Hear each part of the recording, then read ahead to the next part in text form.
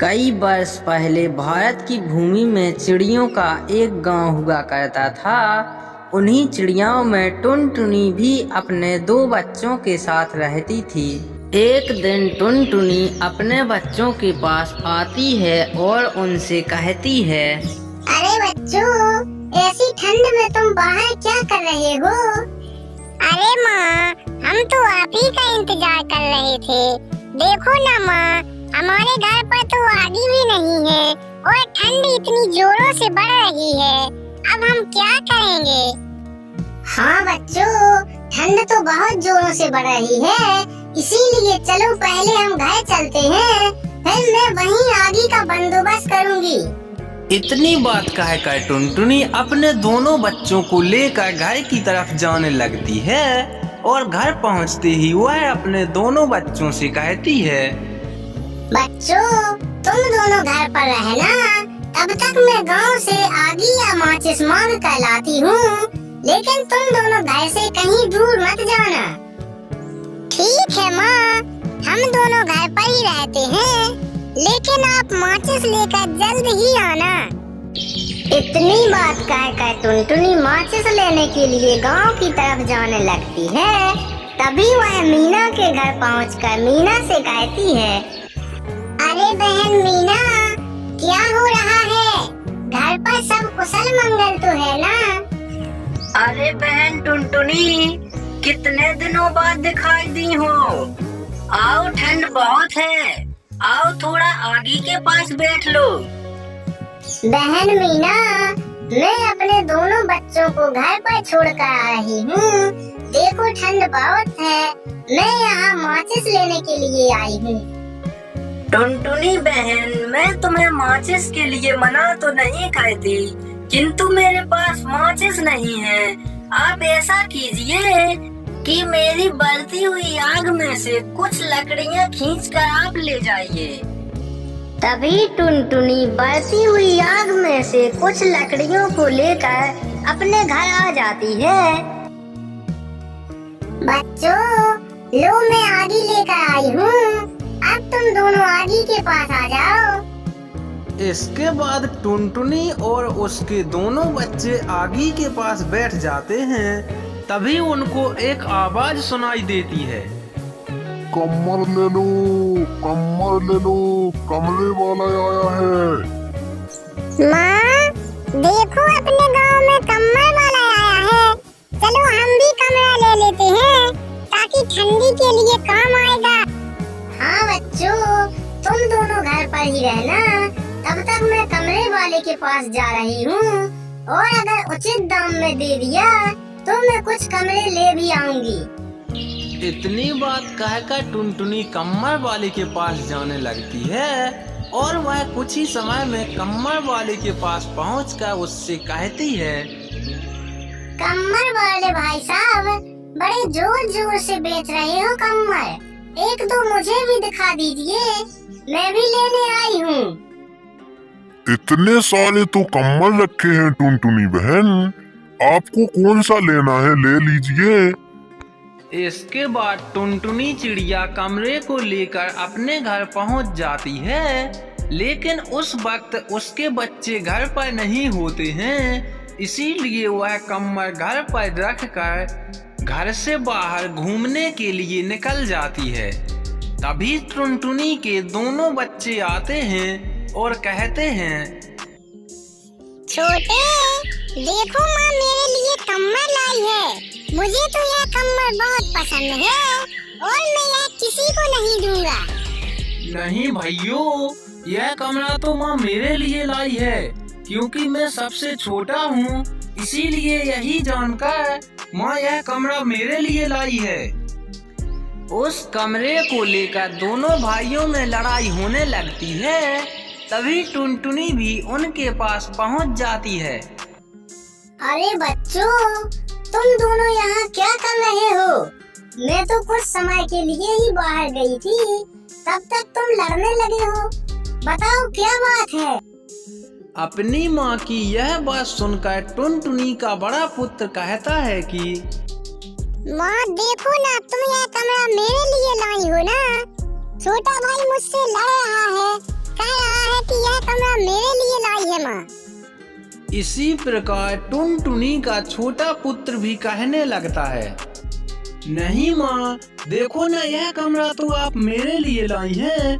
बता दीजिए भैया को कि यह कमरा मैं छोटे के लिए लाई हूँ और मैं ऐसे किसी को नहीं दूंगा। अरे बच्चों, तुम दोनों तो बेकार में लड़ झगड़ रहे हो। सच तो यह है कि यह मैं तुम दोनों में से किसी के लिए नहीं लाई हूँ। अब हम तीनों के पास केवल यही कमरा है और एक ही कमरे में हम तीनों को अपनी ठंड बितानी होगी। अपनी माँ की यह बात सुनने के बाद दोनों बच्चे लड़ना बंद कर देते हैं। एक गांव में राजू और श्याम रहते थे। वह दोनों ही अच्छे दोस्त थे। एक दिन वह दोनों गांव से बाहर की तरफ निकलते हैं।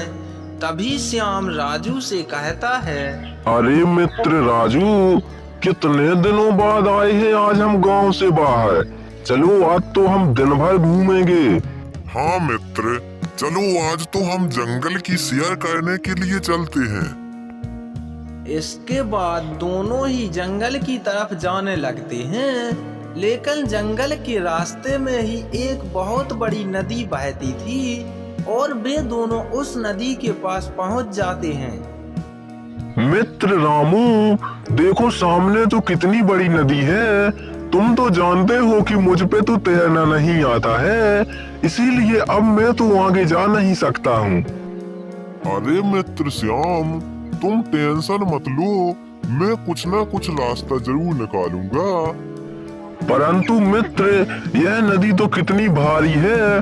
अगर तुम मुझे अपने साथ ले भी जाओ तो क्या पता इसमें मगरमच्छ भी हो सकते हैं। इसीलिए हमें आगे नहीं जाना चाहिए और वापस घर लौट जाना चाहिए।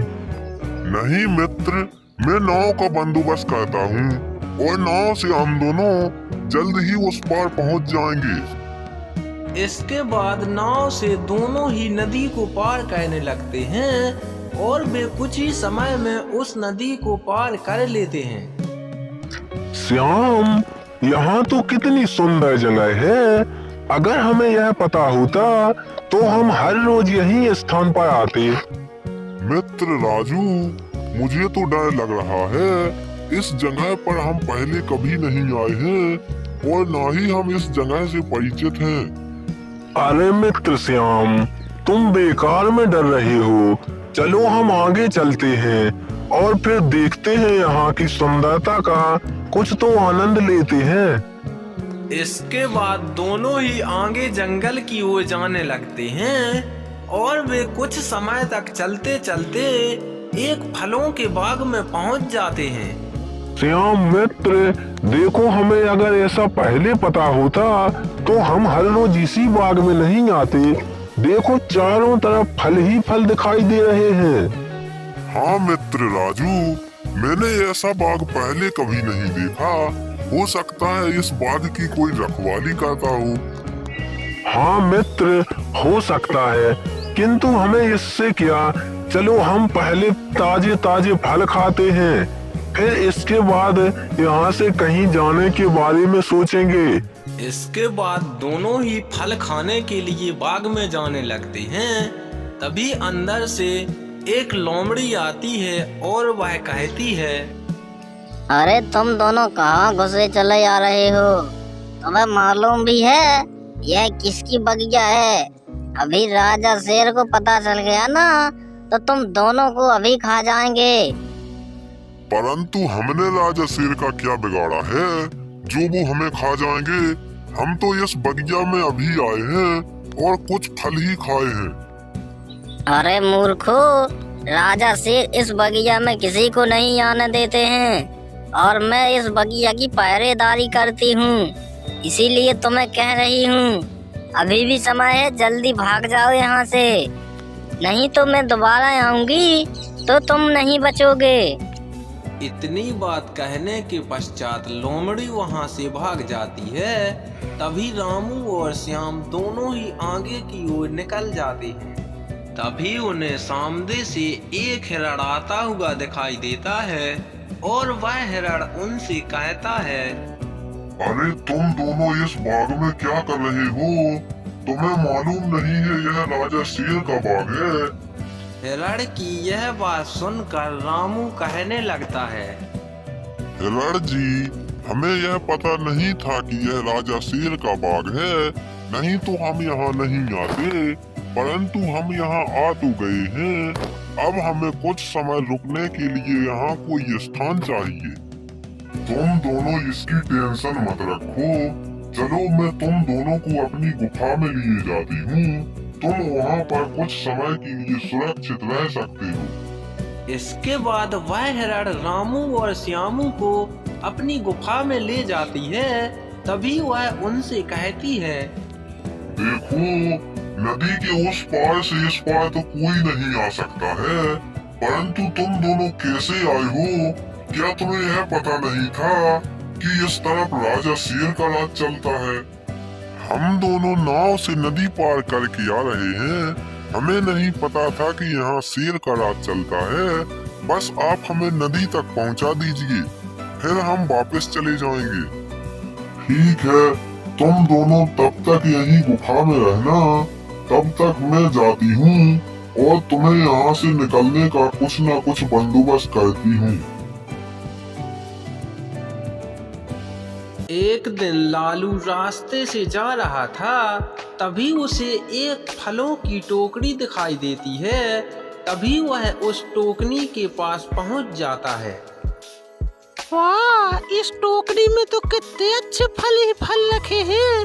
चलो ऐसा करता हूँ, मैं कुछ फल खा लेता हूँ और कुछ घर भी ले जाऊंगा। इसके बाद लालू उन फलों को खाने लगता है। तभी कालू कौआ भी उसी के पास पहुंच जाता है। अरे लालू, तूने ये क्या किया? मैं कब से इन्हीं फलों को अपनी माँ के लिए रखे था, लेकिन तूने तो सारे खा लिए हैं। अरे नहीं नहीं कालू, मैंने तो कुछ फल ही खाए हैं। मुझे क्या पता था कि तुम अपनी माँ के लिए फल रखे हो। अगर मुझे यह पता होता तो मैं यह फल कभी नहीं खाता। ठीक है, अब तुम यहाँ ज्यादा भाषण मत दो और जल्दी से चले जाओ। मुझे इन फलों को अपनी माँ के पास लेके जाना है। इतनी बात सुनते ही लालू वहाँ से चला जाता है। तभी कालू कौआ मन ही मन सोचता है, अरे वाह, कितनी चतुराई से मैंने मूर्ख बनाया है उस लालू को। क्या पता किसकी टोकनी होगी यह। चलो ठीक है, अब तो मैं यह टोकनी अपनी माँ के पास लेकर जाऊंगा, तो देखते ही मेरी माँ खुश हो जाएगी। इसके बाद कालू कौआ उन फलों की टोकनी को उठाकर अपने घर ले जाता है। तभी लालू अपनी माँ के पास पहुँच जाता है और वह अपनी माँ से कहता है, माँ, देखो आज जंगल में मुझे एक फलों की टोकरी मिली थी। उसमें बहुत सारे फल थे, लेकिन कालू कौआ वह अपनी टोकरी बता रहा था और मुझसे सारे फल छीन लिए। परंतु बेटे, क्या तुमने देखे थे? क्या वे फल सच में कालू कौआ के तो नहीं थे? नहीं माँ, जब मैं उन फलों के पास गया था तो वहाँ पर कोई नहीं था, और कुछ ही समय में मैं जब फल खा रहा था तभी वो कालू कौआ मेरे पास आया था। ठीक है बेटे, तुम टेंशन मत लो। मैं अभी उस कालू कौवे की माँ के पास जाऊंगी और उससे उसकी शिकायत करूंगी। इसके बाद रानू चिड़िया कालू कौआ के घर जाती है। तभी उसकी माँ से कहती है, देखो नीलम बहन, कल मेरे बेटे को जंगल में फलों की टोकरी मिली थी, जिसे तुम्हारा कालू कौआ कह रहा था कि वह मेरी है, और उन सारे फलों को मेरे बेटे से छीन कर ले लिए थे। ठीक है रानू बहन, मैं कालू से जरूर बात करूंगी और उससे कहूंगी कि तू क्यों रानू के बच्चों को डांटता रहता है। इसके बाद रानू चिड़िया अपने घर चली जाती है। तभी कालू कौआ अपनी माँ के पास पहुँच जाता है और अपनी माँ से कहता है, देखो माँ, देखो कैसे बेवकूफ बनाया मैंने उस रानू के बच्चों को। उस लालू के पास ये सारी टोकनी थी, लेकिन मैंने उसे बेवकूफ बनाकर यहाँ ले आया हूँ। हाँ हाँ कालू, मैं जानती हूँ तेरी चतुराई। तुझे पता है उस लालू की माँ मेरे पास तेरी शिकायत लेकर आई थी। क्या माँ, आप भी मैं कुछ भी करता हूँ तो तुम्हें पसंद नहीं आता है। ठीक है कालू बेटे, बस तू दूसरों को परेशान ना कर, मुझे और तुझसे कोई शिकायत नहीं है। ठीक है माँ, अब मैं किसी को भी परेशान नहीं करूँगा, तब तो तुम खुश रहोगी। अब मैं उस लालू को भी परेशान नहीं करूँगा। अगले दिन लालू फिर जंगल की तरफ जाता है। तभी वह एक फलों के बाग में पहुंच जाता है। ओह, ये इतने सारे फल, यहाँ तो फल ही फल दिखाई दे रहे हैं। चलो अब तो मैं इन्हीं फलों को खाता हूँ और कुछ फल अपनी माँ के पास भी ले जाऊंगा। इसके बाद लालू उन फलों को खाने के लिए उनके पास पहुंचता है। तभी कालू कौआ उसके पास आकर उससे कहने लगता है, अरे लालू, तू ये क्या कर रहा है? वो महाराज का बाग है, तू उसी के फल खा रहा है। अगर महाराज आएंगे तो वो तुझे जिंदा नहीं छोड़ेंगे। कालू कौआ की यह बात सुनते ही लालू तुरंत वहाँ से भाग जाता है। यह देखते ही कालू कौआ बहुत खुश हो जाता है। अरे वाह, कितनी आसानी से मैंने उस लालू को बेवकूफ बनाया है। अब तो फिर से ये सारे फल मेरे हैं और मैं ही इन फलों को खा सकता हूँ। कालू कौआ उन फलों को देख देख बहुत खुश हो रहा था, लेकिन इन सभी बातों को लालू एक पेड़ पर बैठ के छिप के यह सब सुन रहा था। तभी लालू उसी कालू कौआ के पास पहुंच जाता है और उससे कहता है, देखो कालू, तुमने शुरू से ही मुझे बहुत बेवकूफ बनाया है, किंतु इस बार मैं बेवकूफ नहीं बनूंगा और तुम्हारी शिकायत तुम्हारी माँ के पास लेकर जाऊंगा। लालू की इन सभी बातों को सुनने के बाद कालू कौआ शांत रह जाता है। चंदनपुर गांव में एक झोपड़े में एक बूढ़ा आदमी रहता था। उसका एक पुत्र था जिसका नाम मंगल था। मंगल बहुत ही मेहनती लड़का था। बूढ़े आदमी के पास मंगल के अलावा और कोई सहारा नहीं था। मंगल दिन भर खेतों में काम करता था और शाम को अपने पिता के पास घर आता था। एक दिन बूढ़ा आदमी अपने बेटे मंगल को बुलाता है और उससे कहता है, मंगल बेटे, तुम दिन भर खेतों में मेहनत करते हो, परंतु क्या तुम्हें यह पता है कि इस बार तो हमारे पास बीज भी नहीं है। बताओ हम इस बार खेतों में क्या बोएंगे? हमारे पास तो बीज लेने के लिए पैसे भी नहीं हैं। पिताजी तुम इसकी टेंशन मत लो, कहीं न कहीं से बीज का बंदोबस्त तो करना ही होगा। मैं अभी साहूकार के पास जाता हूँ और कुछ उधार पर बीज लेकर आता हूँ। अपने पिताजी से यह बात कहकर मंगल साहूकार के पास जाने लगता है और कुछ समय तक चलते चलते वह साहूकार के पास पहुँच जाता है। सेठ जी, मुझे अपने खेतों में बीज बोना है, मुझे बीज दे दीजिए, मैं बीज लेने के लिए आया हूँ। इतनी बात सुनकर मंगल से साहूकार कहने लगता है, देखो मंगल, मैं तुम्हें बीज देने के लिए मना नहीं करूँगा, किंतु पिछली बार तुम्हारे पिता 5,000 रुपए ले गए थे। पहले मुझे वो ब्याज सहित चाहिए, इसके बाद ही मैं तुम्हें बीज देने के लिए हाँ कह सकता हूँ। सेठ जी, अभी तो मेरे पास तुम्हें देने के लिए कुछ भी नहीं है, लेकिन जैसे ही मेरी फसल कटेगी मैं सबसे पहले आपके पैसे लौटा दूंगा। कृपया करके अब तो मुझे बीज दे दीजिए। नहीं मंगल, मैंने कहा ना, मैं बीज जब ही दूंगा जब तुम पिछले पैसे मुझे दे दोगे। मंगल के बार बार कहने पर भी साहूकार उसे बीज देने के लिए तैयार नहीं होता है और मंगल बिना बीज के ही उदास होकर घर वापस लौट आता है। घर पहुंचते ही मंगल का पिता मंगल से कहता है, मंगल बेटे, तुम बीज लेकर क्यों नहीं आए हो? क्या कहा है साहूकार ने? क्या उन्होंने बीज देने से इनकार कर दिया है? नहीं पिताजी, साहूकार के पास हमारे पिछले 5,000 रुपए उधार हैं। पहले वो चुकता करने होंगे, इसके बाद ही साहूकार बीज देंगे। परंतु अब तुम टेंशन मत लो पिताजी, मैं कुछ और कहता हूँ। कहीं न कहीं से बीज का बंदोबस्त तो करना ही पड़ेगा। इतनी बात कहकर मंगल अपने खेतों में काम करने के लिए निकल जाता है तथा वह दिन भर काम करते करते शाम को घर वापस जाने लगता है। लेकिन वह रास्ते में ही सोच रहा था, हे भगवान, मैं दिन भर अपने खेतों में मेहनत तो कर सकता हूँ, लेकिन उसमें बोने के लिए बीज कहाँ से लाऊं?